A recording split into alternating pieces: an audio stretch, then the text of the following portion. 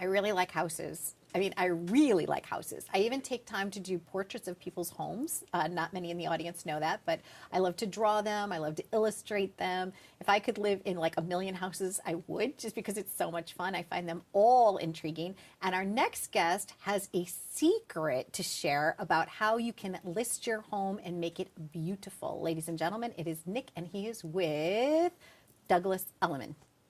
Hi, Donna. How are you? I'm doing great. How are you? Good. One of the things that people need to know is that when they list their house and they want it to sell, what's a tip for them? Well, one of the major tips as far as selling your home, and the least costly tip, is basically having a well-kept house. Okay. Keep it clean. Absolutely. Remove clutter. Keep your place very, very simple. Nothing over the top. Take away anything that could be a little bit distracting to the home. I know everybody has their families and their daily activities that they work in. You don't want a treadmill in the middle of a living room. Very basic things. And it's usually one of the things that take away a lot of value from a home or add value to the house by just keeping the place clean. Also, somebody said don't have your family photos up. Don't have any religious stuff up, really. Don't have family photos. Don't have kids' photos, because when a potential homeowner is looking at the house, they want to be able to visualize themselves there. Absolutely. You want them to feel like they're walking to the house and it's their home. Anything that you have that has to do with your own family or anything personal to you might take away something from their potential experience in their house. So, you keep it simple. I mean, I'm not one of these people that say take down every single thing in your house. I mean, you're still living in the house, especially if you're selling the house while still trying to move out. I'm not going to tell anybody to upheave their whole life in order to make the sale, but at the same time, just keep it as simple as possible and take away anything that might affect any potential buyer. And no smelly food smells either. Absolutely not. Isn't that the worst, when you're trying to have an open house and they've been making something that's like fish or something stinky all day long? I can't tell you I wish I took a video with me every time I had a showing where somebody would come in with either a very obnoxious odor or something from cooking. I've had multiple times where people walk in the front door and walk right out. They don't even give the house a chance.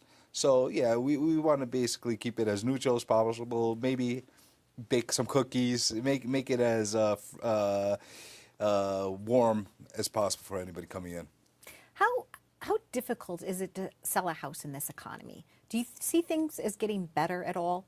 Like, there was so many foreclosures, there's so much craziness going on. Sometimes people need to sell their house, right? Oh, yeah. How is it that you're able to get the best value for the seller and also make a new homeowner happy? How do you personally go about that during your day? It's a fine balance. It's funny you just mentioned about the distressed properties, the foreclosure that we had. Between the period of 2008 to 2010, 11, it was a tough time.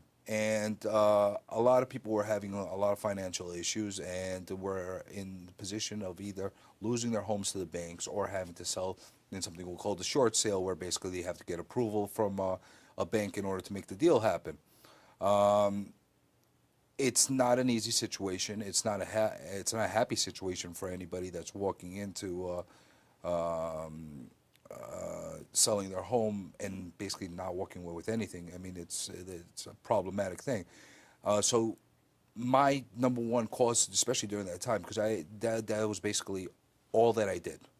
For those years, that's all you were doing? I was only doing distressed properties, REOs, which is a real estate owned by banks, short sales, and problem properties. I mean, if you think about it, what I really am, I'm not a real estate agent. I'm a real estate problem solver. I solve people's problems when it comes to selling their properties. You do, because you take your job very personally. Absolutely. That's one of the things I think people find comfort in, is by working with you, because you think feel so. like you're selling your house. Like, you take that on. Yeah, maybe it's to my detriment because I get too emotionally attached a lot of times, but at the same time, every time I walk into a situation where I'm trying to sell a home, I try to make it as if it was my own house and my own experience. So I'm very diligent when it comes to actually doing the right thing for everybody.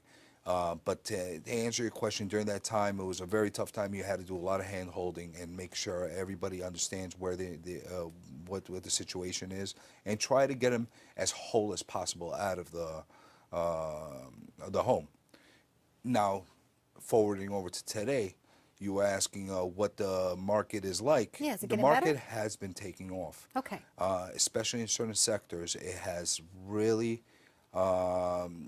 we've been seeing a real upswing from 2012 on. Okay. You have areas such as Brooklyn that are basically on fire, parts of Queens that are on fire, and now, past year, maybe 18 months, coming to Long Island. I mean, everything is starting to really change. It's interesting to watch, and you're right. There's like this resurgence. Like Brooklyn is like, people sometimes they don't even want to live in New York City. They're like, oh, I'm going to Brooklyn. Everybody's going to Brooklyn. It's They the best moved alternative. from Brooklyn to Lynbrook, right?